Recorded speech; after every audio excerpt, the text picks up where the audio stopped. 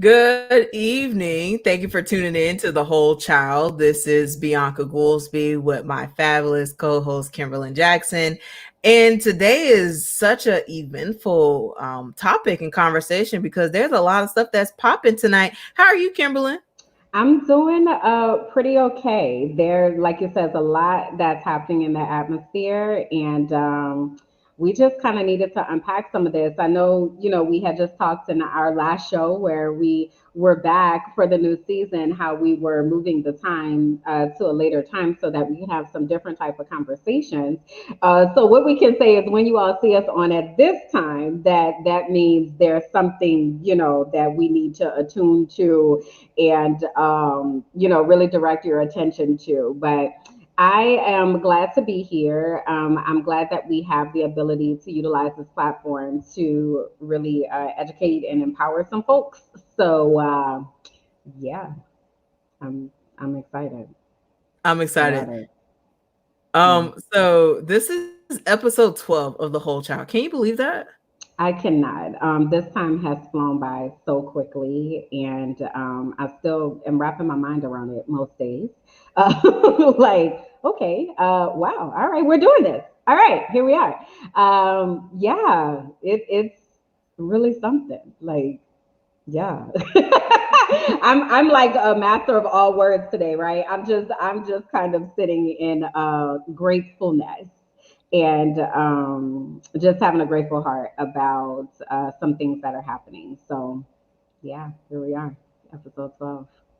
So absolutely. Well, I just want to thank you and thank everyone for listening and participating. If you're watching, thank you for tuning in on Facebook, YouTube, and Twitch. And if you're listening, thank you for tuning in to Spotify, Apple Podcasts, and of course, our favorite Amazon Music. This is something new that was just added on. So we are streaming on a lot of Okay. platforms now. So just thank you for your support and your love with Teaching for the Culture and the movement work that we're doing. So, what is the title of today's episode and what we're talking about today, Kimberlyn? Yeah, so the movement work, right, is what led us here today. So today's episode is why should you care or watch the presidential debate? So I don't know if you all were aware. I've kind of been unplugged lately, but definitely came to my understanding and knowing that the first presidential debate is tonight at 9 p.m. So it's going to be on from 9 to 10:30, and it will be on all of our news outlets as well as broadcast television. So that's your CBS, your NBC, your ABC, your Fox, your PBS. Then we're talking C-SPAN, CNN, MSNBC, Fox News.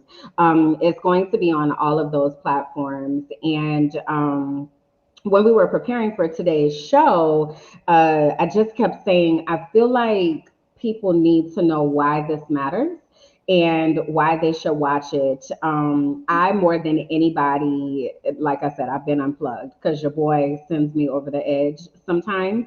And I can only take so much. However, I do think it is extremely important that we pay attention to what's happening tonight because it's going to be quite an event, if I can just say that.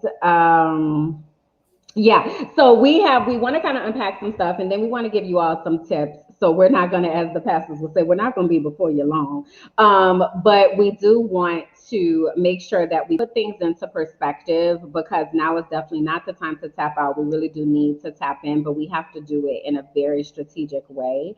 So the first thing that I wanted to kind of unpack is what we would might look for as we are watching tonight, right? So when we are listening, the things that we need to really attune ourselves to are the information that they give about healthcare, housing, nutrition, environmental factors, and specifically related to education. As we know, Teaching for the Culture is all about education, but those five areas are very interconnected And I think sometimes we think of them in isolation, right? So we think about healthcare, but don't necessarily think about how healthcare impacts our kids and impacts the educational spaces. So if you think about having good healthcare, having access to healthcare keeps our kids in a healthy place so that they are able to come into the schools and function normally. And a lot of times there are underlying conditions that are going on. We haven't even, this is not even about COVID. This is just like in general, that there are underlying issues that are going on. And we know, especially in our communities with our Black and Brown people, that healthcare is a place where we are often underinsured and sometimes not insured at all, right? So the Affordable Health Care Act, also known as Obamacare, is on the chopping block for really it's in danger of being cut and being dismantled and all of that stuff. So we really want to listen and attune ourselves to what is being discussed in regards to healthcare. So then the next thing is housing. So when we think about affordable housing, we think about gentrification, we think about mortgages, access to mortgages, and redlining, and all of the things that affect access to affordable housing. So now we place that in an educational context. If our kids don't know where they're sleeping at night, if they don't know, if they don't have a safe house that's free from lead or that's free from uh, tainted water and things of that nature, that it makes it very difficult for them to focus. Along with that is nutrition. So we want to listen in about access to healthy foods. A lot of our places in Black and Brown communities are food deserts. And these are places that don't have grocery stores, don't have a market where produce can be access, right? So we really want to pay attention to what they talk about in regards to nutrition and access to healthy foods, and then environmental factors. So environmental factors are thinking about climate change, thinking about, like I already mentioned, Flint still doesn't have clean water in places in Michigan, mold, and some of the other things that happen with the denial of science and how science is impacting the way that the world is environmentally. So we want to listen to that. So again, these are things that bleed into the educational spaces because it really sets the tone for how our kids come into schools. And then of course we want to listen for educational policy. So what are the thoughts around what education is going to look like? What are the thoughts around teacher pay? What are the thoughts around access to public health, and thinking about public health versus charter, paying attention to the fact that there is a war right now on public school and what those things sound like. So those five areas are super interconnected and definitely will give us a lot of insight into what's on the horizon and the priorities that there are for both of these candidates, and how they're going to move forward in regard to helping to lay the framework for policies. Does that make sense? All of that?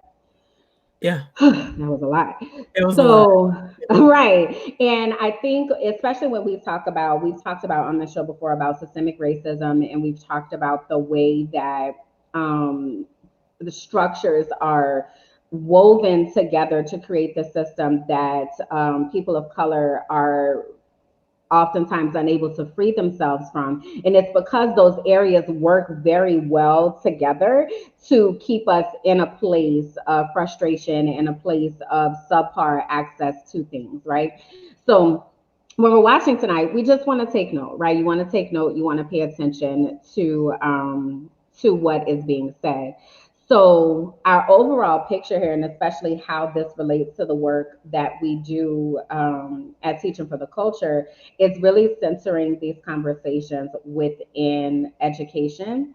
This show is all about trauma and building positive coping mechanisms. And unfortunately, education is a place where a lot of our kids encounter more trauma because we have people at the helm who do not value students of color as people and don't value their educational opportunities. So we want to put ourselves in position to understand the trickle down effect, right? So just humor me here as I go to this, because I never want to assume that people understand all of the nuances of how this works, right? So there's a trickle down effect starting with the president, right? So the president sets education priorities, right? So that's what we're listening for tonight. We're listening for the things that they prioritize, the things that they feel are important, the things that they would submit to the party that would be in control of Congress. These are the things that are important to me as president, and this is what I want you to create policy around. So then you look at Congress, and Congress is responsible for creating the laws that are either going to fall right in line with the presidential education priorities or be in direct contrast with the educational priorities. So when we say that, it's really when we think, let's think back to President Obama, for instance, right? And we all, were filled with so much hope and joy when President Obama was elected twice times, right? It was like, oh my gosh, like we're going to really progress as people of color. Like this is just going to be so amazing. And what happened is Obama's hands were tied because Congress was Republican while he was Democrat. So whenever we have these situations where one party controls the presidency and then the other party controls the Senate and the House, they're in direct conflict. So it often ends up in a stalemate, or it ends up in a situation where policies are being passed that go against the priorities that have been set. And we saw that with Obama. Now, in contrast to a dude that's in there right now, is prior to this last election in 2018, the Senate and the House were both Republican controlled. So he was able to get all types of things done because he set his priorities. Congress falls in line. We're good to go. Like we move forward. There's no bar really to pass. Whereas, hey Sterling, whereas now with when the House flips, so now there's a Democratic House, the Senate is still Republican controlled, but the House is able to at least get things to the Senate floor, and then they have to try to work across party lines in order to be able to get things passed. Okay, this is, y'all, my degree is in biology, it's not in civics, but listen, this is important. So when we are looking at that, the goal is to have the party that is in control of the presidency as well as the House and the Senate be the same party so that things are moving in the same direction, as opposed to the butting of heads and all of that, right? Okay. So again, when we're listening tonight, we're listening for the educational or not, well, all the priorities, but the educational priorities that are set forth by these presidential candidates. Okay. Now the president is responsible for selecting the Secretary of Education. Our current Secretary of Education is Betsy DeVos, however you say her name. And what we know about her is that she's anti-public school. She is very much for charters, for profit charters, and just the dismantling of public schools altogether. So when we look at the money that has been allocated to public schools, it is not in line with making sure that public schools are fully funded, that we have all the things that we need, right? So public school has been getting defunded. And at the hand of the presidential priority and the Secretary of Education, let's just take the money away, let's feed the money into charter schools, what have you, right? Okay. So then from your Secretary of Education and your president, now we want to take it to the state level. So we want to think about our governor, where our governor also has educational priorities, right? And there is the Secretary of Education at the state level. So for us in Florida, I'm saying us, but in Florida, I'll say that the governor is DeSantis, and then the Secretary of Education is Corcoran. So they too are very much in line with the educational priorities that have been set in the White House. right? So this is why we saw stuff, for instance, when you talk about COVID of coming back to school, that there were threats. In Hillsborough County, it was like, if you don't go back to school, we're going to take the money. And the supporting of those for-profit charters. So they're directly in line. So when the parties line up, then it's like, oh, okay, we get to move these things in the opposite direction. So at the state level, there's funding that's tied there, and that funding comes directly to the schools. That's that. So we get federal dollars, we get state dollars, and then we move to the local controls. So then we talk about our local school boards, and then the school board hires basically the district officials, right? So that trickle down effect is really important to understand, that we have to listen to what the president or the presidential candidate is saying is important, because that's going to trickle down to the state level, which is going to trickle down to the local level, right? Which directly impacts the things that happen with our kids on an everyday basis, right? I see Aisha in the comments. She said, "What we know about Betsy DeVos is she's evil when it comes to public schools. She must go." So anybody who pays attention to what has been happening with the defunding, you see now that the line goes directly back to the top, right? So that's why it's important for us to pay attention and listen to what is happening tonight during the debate, because that's going to give us the key into what this is going to look like for 4 more years, or what this is going to look like if there's a changing of power once the election happens. Okay. I know, right? So, having said all of that, there are some important things that we want to think about just in regards to voting. Now, I don't know what your timeline has looked like, Bianca, and let me ask, like, what is the sense that you're getting about people voting and understanding why their vote matters, or like, what are you seeing in your feed? So in my current Facebook feed, I'm seeing that people are actually having conversations with voting. I'm seeing some conversions take place between I'm voting a Republican and now I'm voting Democrat because I'm voting for someone that is more competent to be in the seat. And I'm also seeing a feud on social media where there's people with a fixed mindset that Mm, are unable to be changed, and people are exhausting their energy in an attempt to. mm, So I am seeing conversations, and I'm very thankful for that. But I also want to encourage folks that also not just take that conversation on social media, but actually go take that to the ballot and make sure that you fill out your ballot and you submit your ballot and you turn in and make sure that your voice is heard. Because now is not the time to perpetuate narratives that my voice doesn't matter. Now is mm. not the time to say that my voice doesn't count. Now is not the time with fake news and things that are untrue. We really need to be intentional because there's a lot of stuff going on in this world, and as you say, it's a trickling down effect, and Yeah. we need to really change the way that our world is being ran right now. Yeah, and you just brought up some terms, and I want to make sure that we unpack those, for lack of a better way to put it, just so that people understand what we're talking about. So there's this concept called identity politics. Can you kind of talk a little bit about what that means and what that might look like? Absolutely. So, identity politics is where you align with a group or a section and you are staying true to that, regardless, whatever happens. You have an identity to, let's just say in political terms, since that's what we're talking about. So, if you are a diehard Republican and you believe that you are a Republican to the day you die, and no matter who you vote for, they will always be Republican.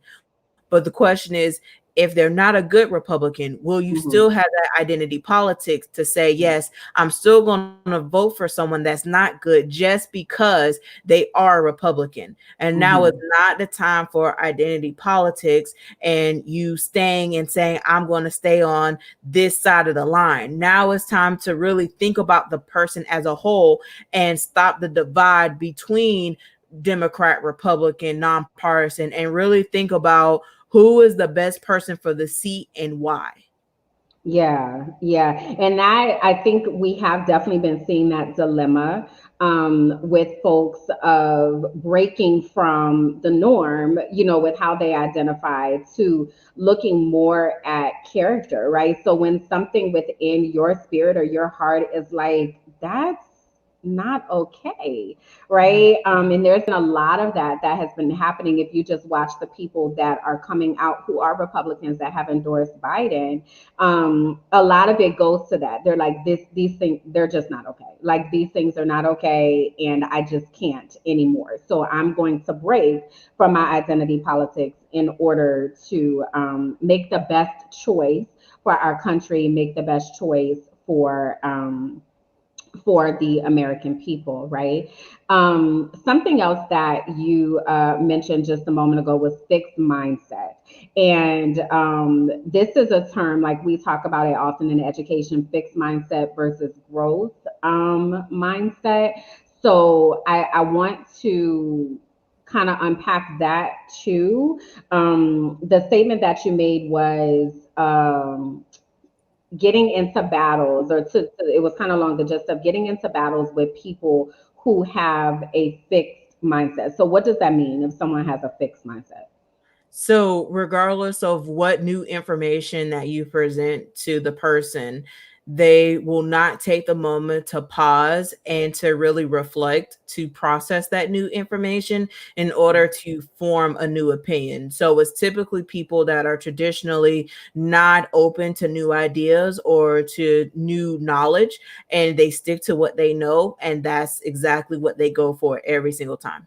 And I'm going to throw another term in there that you just made me think about, and that term is willful ignorance, right? So, willful ignorance is when somebody is hell bent on choosing to remain ignorant. Now, the word ignorant is not a bad word. I think we utilize that word sometimes in a very derogatory context, but to be ignorant just means that you don't know. All of us are ignorant to something, right? To lots of things, to be honest. So when someone though is choosing to, in the face of information, in the face of being given facts and figures, in the face of seeing things on videotape, in the face of all the data and research and the scientists and the experts and all of that, and they still decide that they want to remain ignorant, this is a choice. This is a fixed mindset. This is a place where you don't really want to engage. Because nothing that you say is going to change, right? So if they are not listening to experts and common sense, what makes you think they're going to listen to you? So what happens is we get really pulled in to trying to get people to understand what's going on, or reason. Like, we're trying to rationalize with irrational people, and we're trying to reason with people that are like, they have no reason. So we have to be able to recognize that. I saw that Aisha had made another comment about, she said that the debates can get heated and a lot of the important issues might not come to the forefront. So what we can expect as we are watching tonight is there's going to be a lot of gaslighting, and there are going to be a lot of dog whistles. So we want to talk about what that means. So when we say gaslighting, gaslighting is when, help me out here, Bianca, when somebody is attempting to make you believe that what you know to be true is not true. Yep. So, like, what would be an example? My brain just went on vacation. What would be an example of gaslighting?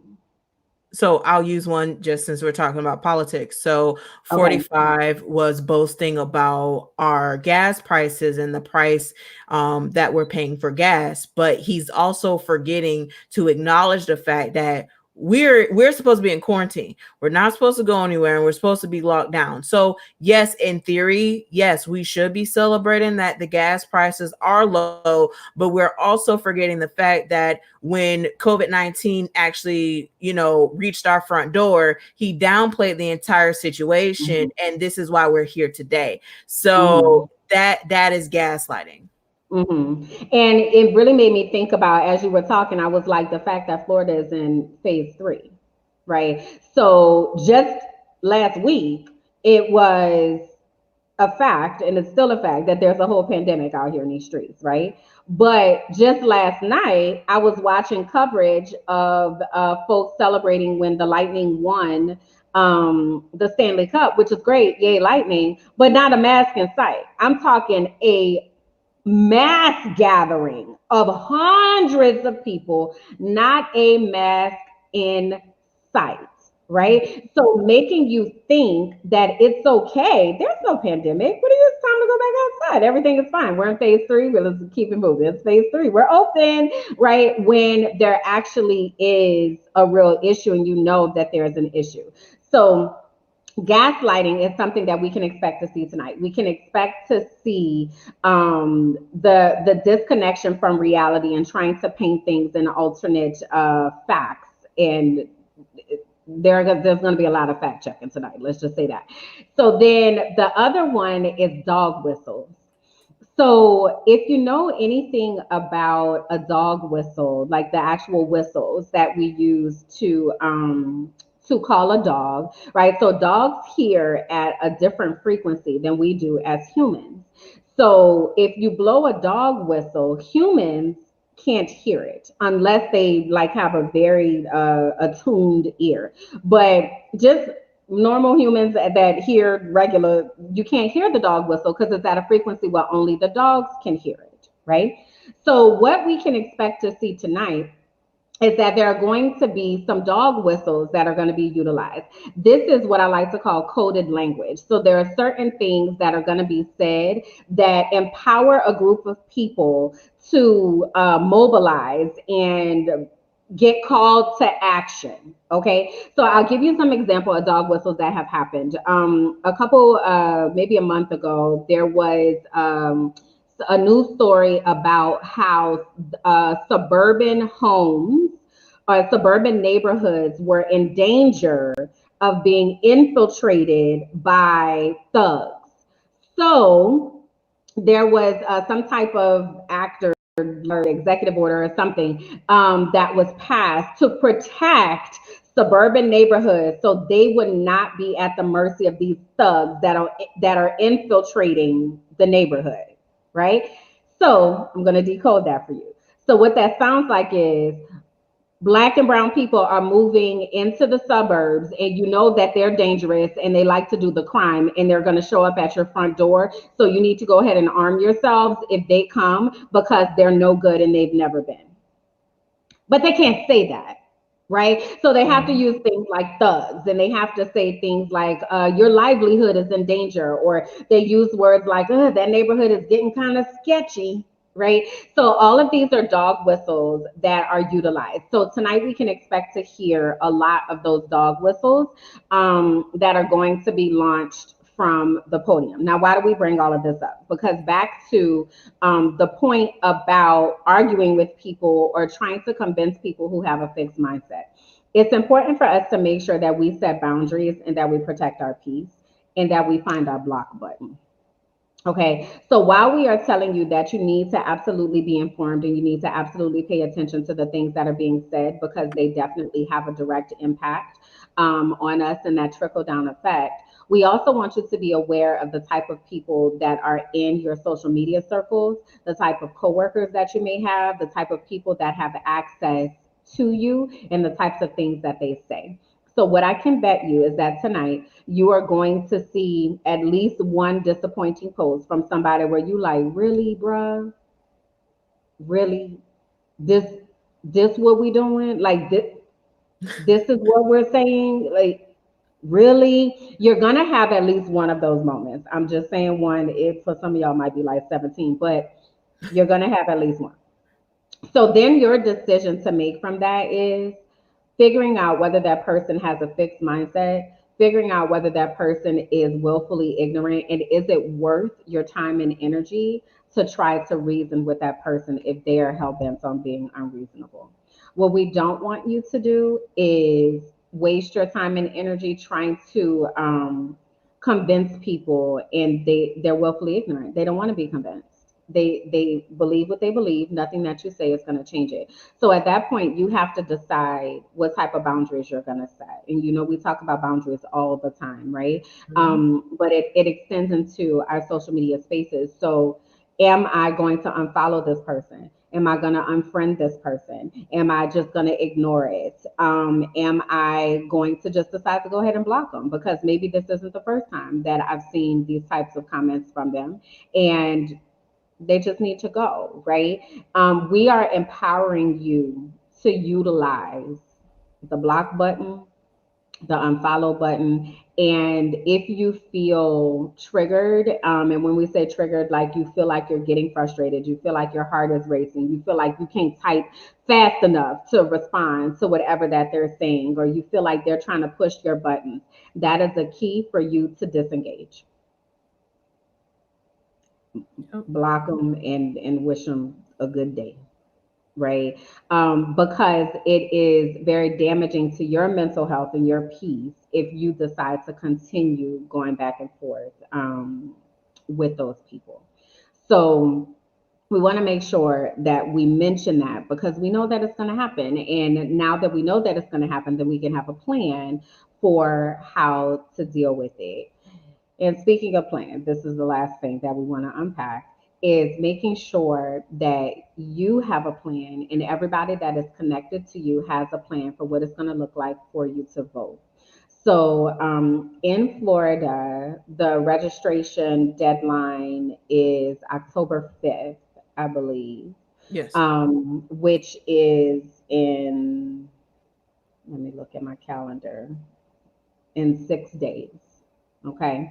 So the time is winding down to make sure that you are registered to vote and that people connected to you are registered to vote. You also want to make sure that if you have changed your address recently, that that is properly reflected on your registration. You want to make sure that you know where your polling place is. So with COVID, some of the polling places have changed. You want to make sure that you know where your polling place is if you plan on voting in person. So the next part of that is preparing for how you're going to cast your vote.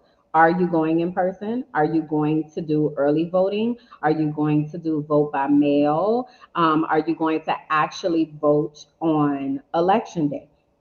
Which all of those are fine, to each his own. We advocate voting as early as possible, just in case something happens. But if for some reason that does not work and you aren't able to vote early or you aren't able to get your mail in ballot and you do go on election day, then we want to make sure that you have properly planned. Um, so whatever day that you're going to vote, you want to make sure that you, if you have the ability to take the day off, so that you are not on a time crunch, right? So you're not going to be able to just swoop in on your lunch break and go vote. Like, just anticipate that is not going to happen, right? You may need to have a chair with you because you don't know how long you might be standing in line, depending on what your polling place looks like, or if you go for early voting. So having a sack chair, having something to drink, making sure that you've eaten before you've gone so that you're not fatigued. While you're there, making sure that you've utilized your sample ballot and that you've made your selections on your sample ballot, that you've brought your sample ballot with you, and that you are making informed decisions about who you are voting for, right? So, doing that research and really carving out a plan for who you're going to vote for. So back to us thinking about that trickle down effect. Something that happens is an actual term called voter fatigue. And this is when the ballot is so long, and y'all have experienced this because I know I have, that the ballot is so long. There are so many things that are on the ballot that by the time you get to the end, you like, child, whatever. Okay, like I'ma just Kimberly, sure, that looks like a good name. Go ahead, put her in, whatever. Um, and you get real, like you're real happy at the top, right? You voted for president, you done voted for your senator and all of that, okay, and then the things at state level, and now you get down to the local level, you're getting weary. Okay, so the whole thing with the sample ballot is it gives you time to make those choices ahead of time so that you can take that with you. Or if you do mail-in voting, you have time to really do your research, think about it, and get that back in the mail to make sure that it gets in on time, or that you drop it off at your supervisor of elections office. I will say the mail has been severely delayed. I don't know what y'all's mail has been looking like, but it's been taking me almost a month to get some of my mail. So if you are voting by mail, there's a really quick turnaround. So we want to make sure that you get your stuff in. And then consider volunteering at the polls, right? We need people who look like us to be at the polls to ensure that nobody is being disenfranchised or turned away or not given the opportunity to vote. Consider signing up to phone bank and make phone calls on behalf of a candidate. And if you can't do any of that, use your social media platform and allow people to have access to the information that will help them to be informed voters. The most dangerous type of voter is a voter that is uninformed. So we want to make sure that people have the proper information and they understand why they are voting for or who they are voting for. What did I leave out, Bianca? You covered all of it.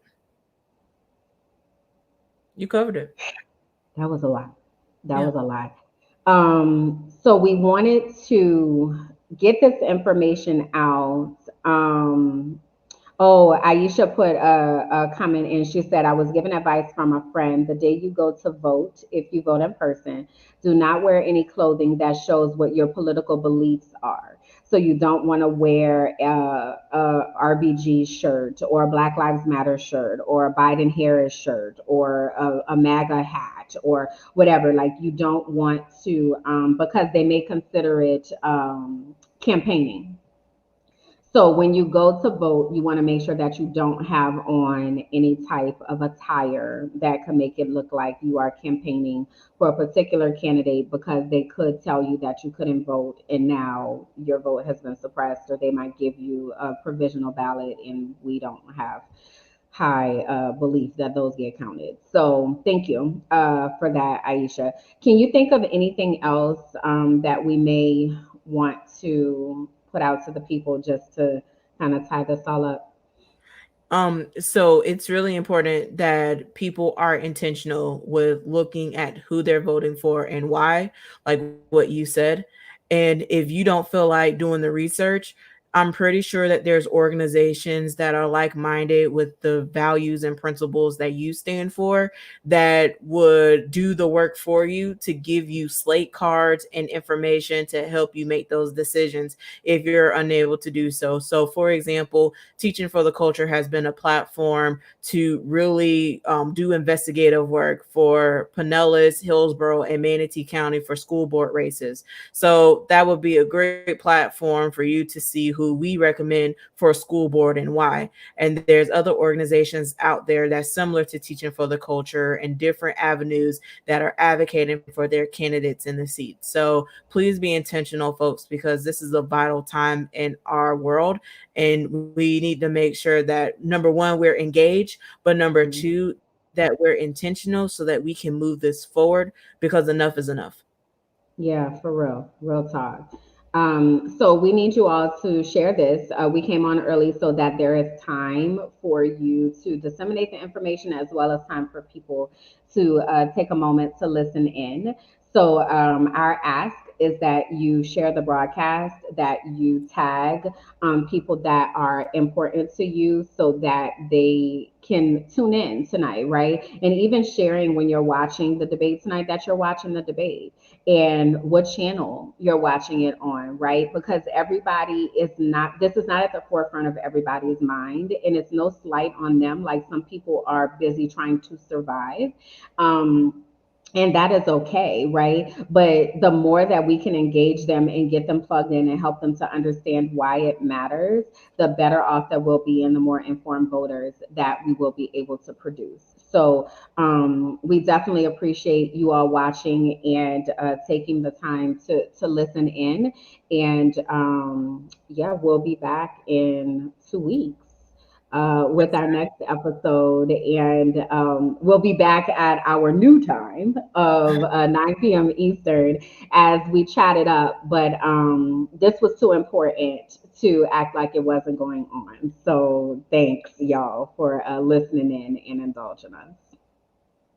As always, thank you for tuning in to Teaching for the Culture, and thank you for tuning in to the whole child series with Bianca Goolsby and Kimberlyn Jackson. And please make sure that you subscribe and like the work that we're doing. It really helps the movement. And please make sure that you share and get people involved. Our world and where it's at, we cannot afford to sit silent anymore. Enough is enough. You have any closing words, Kimberlyn? You said it. Enough is enough. Well, with that being said, I hope everyone has a great night and we will see y'all in 2 weeks. Bye, y'all.